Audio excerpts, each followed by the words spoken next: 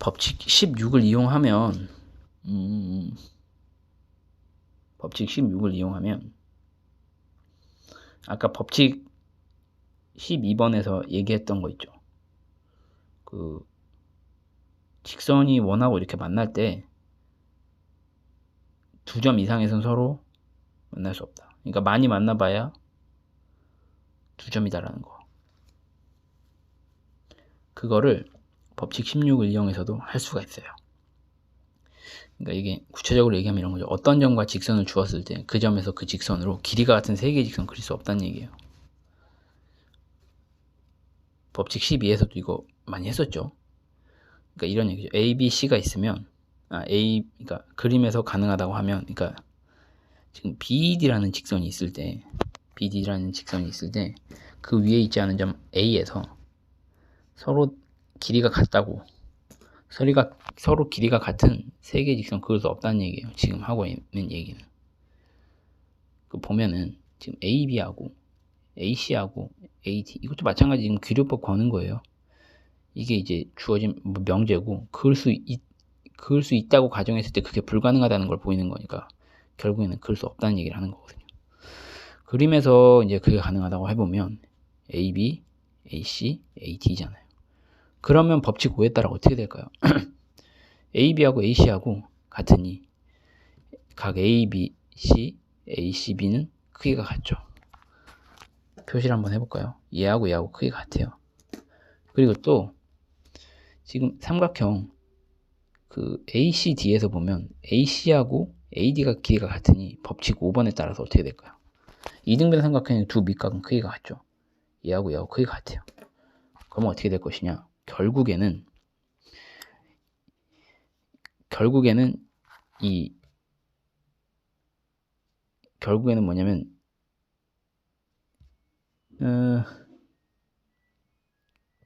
뭐냐면 이 ACB하고 ACD하고 크기가 같아져요.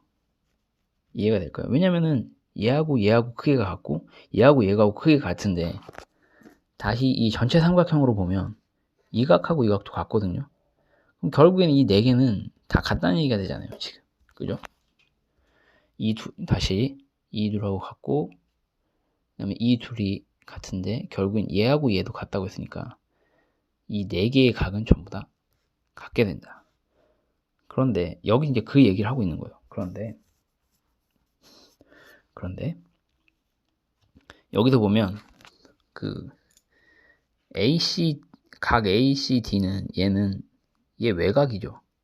근데 외곽인데 외곽은 다른 두 안각보다 커야 되잖아요. 그럼 봅시다. 법칙 16에 따라 ACD는 ABC보다 크다죠. 근데 여기서는 ABC는 ACD하고 크기가 같다고 그랬잖아요. 법칙 5에 따라. 이게 충돌하잖아요. 법칙 5번하고 법칙 16이 지금 충돌하고 있어요. 충돌. 불가능하죠. 그러니까 뭐가 잘못된 거죠? 애초에 우리가 가정했던 이 상황이 잘못된 거예요. 그러니까 그게 가능한 게 아니라 불가능한 거예요. 뭐가 불가능하냐? 길이가 같은 세 개의 직선 자체가 그게 불가능하다는 거예요. 그게 가능하다고 했는데 틀렸으니까. 그렇죠? 법칙 16을 이용하면 이렇게 해서 앞에서 얘기했던 그 얘기를 해줄 수 있습니다. 다른 방식으로. 자, 이제 법칙 17을 한번 넘어가 볼까요? 법칙 17.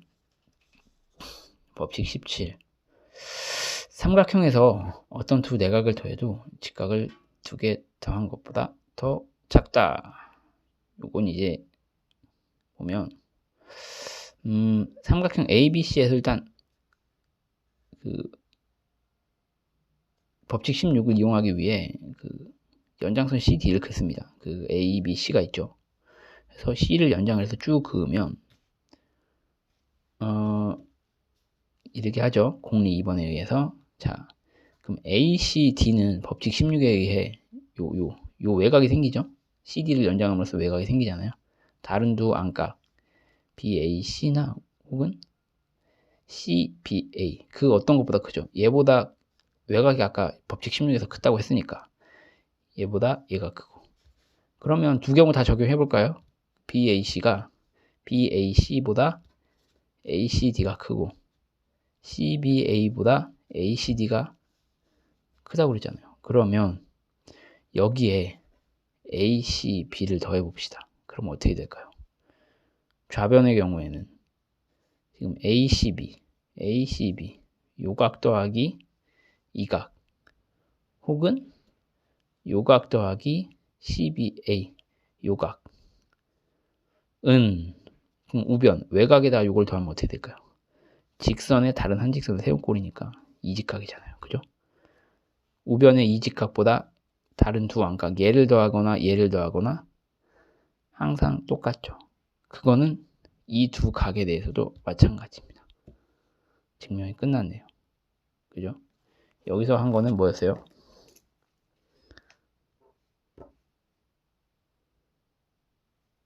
선을 연장해서 외곽을